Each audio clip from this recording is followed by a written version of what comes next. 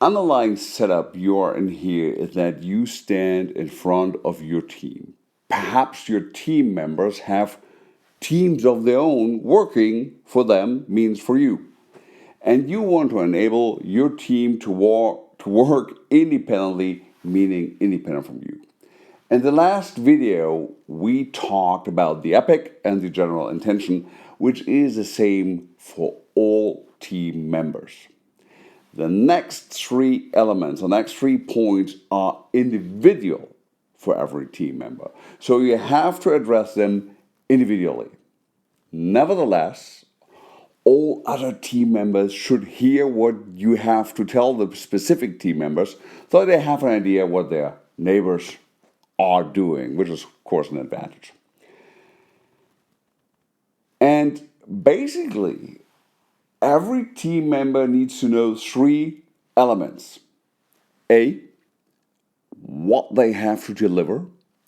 B, where do they get support?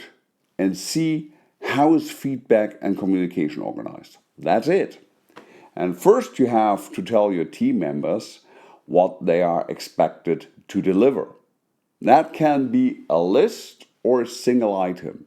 And of course, you have to tell them at this point all corresponding restrictions and terms, like timing, budget, things they have to consider. Read your resolution. It should be somewhere within there.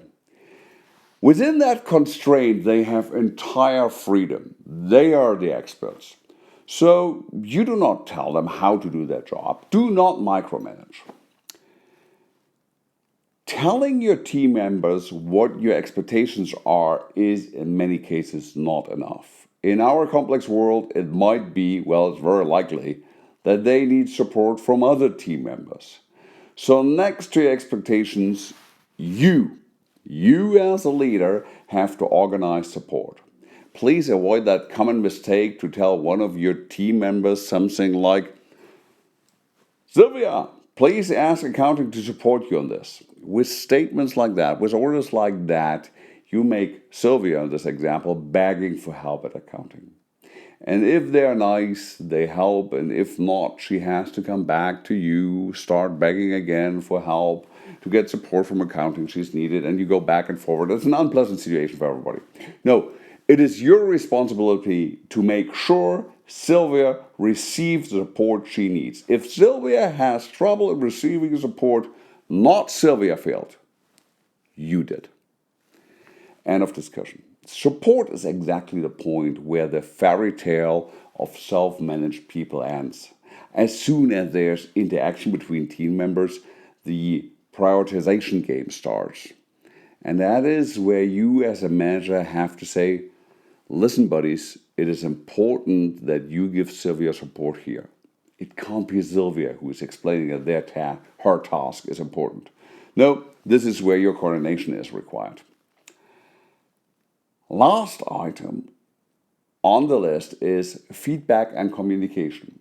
With feedback, all communication towards the management, towards the leader, towards you is meant.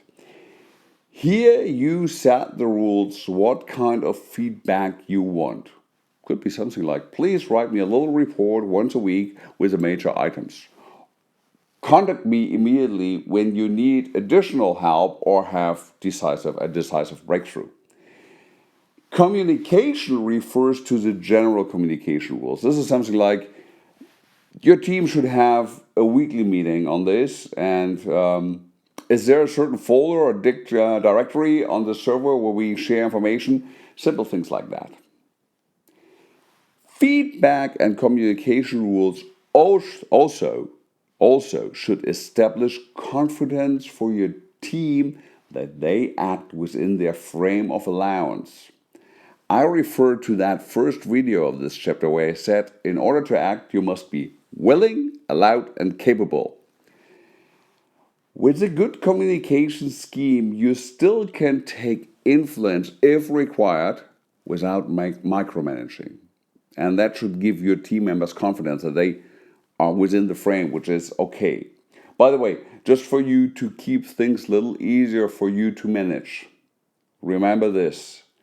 There is no question to management without proposal. You can assist with solutions, but probably it's not your job to develop solutions. Just take it as a sideline. Well, the details, meaning expectations, support, feedback, and communication, are addressed to each team member individually. You address one team member, and then you go through all the 3 points, and then you move to the next team member. Let us create a little example here. Okay, for example, marketing, expectation. I want marketing to identify the new trends for our products and create a model how our new developments fit into that trend. In addition, you do support sales by informing them how to optimize their sales strategy according to your findings. Support. RD will provide input on their latest developments, so you know what you're talking about.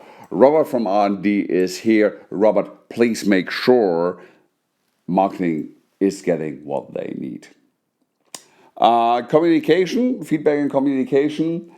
I would like to be informed about this once a week.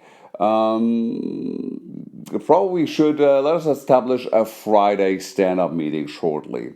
Tell me immediately when you need further support or experience any difficulties. Please keep all your data and documents in the designated sections of our server. And that would be the first one. And then you move on to the next department with, for example, sales. Sales, expectation. I want sales to develop within the next 10 days a list of customers that could provide us the future revenues we need.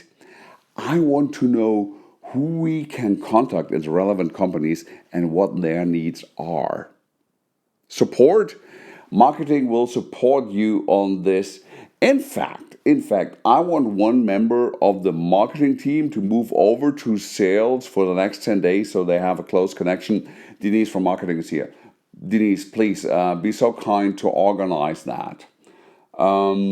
Feedback and communication. Please inform me. Oh yeah, please, Denise, inform me when when someone has moved over to sales, so I know they can start. Also, I do expect a presentation in 10 days. Please schedule a meeting. We will need a full afternoon for that. In general, tell me immediately when you need further support or experience any difficulties. And please keep all your data and documents in the designated section of our server. And that would be the next one. I stopped the example here. I believe you caught the idea what is to do there. You go through every division, every team member. Let us summarize the steps of execution here. It's simple. You have 2 general topics, which is number 1, the epic, which is describing the surrounding, the environment. Then second in the epic is the description of the own situation. Then the second general topic is the intention, as short as possible. And then you go on with the expectations. It's like support, feedback, and communications, like I just said. And I said, that is for everybody individual. A last hint. When you have addressed every team member of your team, you close that routine by telling everybody what you will do. That is a good tradition. Like example, while you're doing this, I will talk to management to hire additional people. I know we are on a growth path here, and I will develop a hiring scheme for the next 6 months to support you. And having done that, you're ready. In the next video, we glue it all together, give you an overview over the entire scheme. See you in the next video.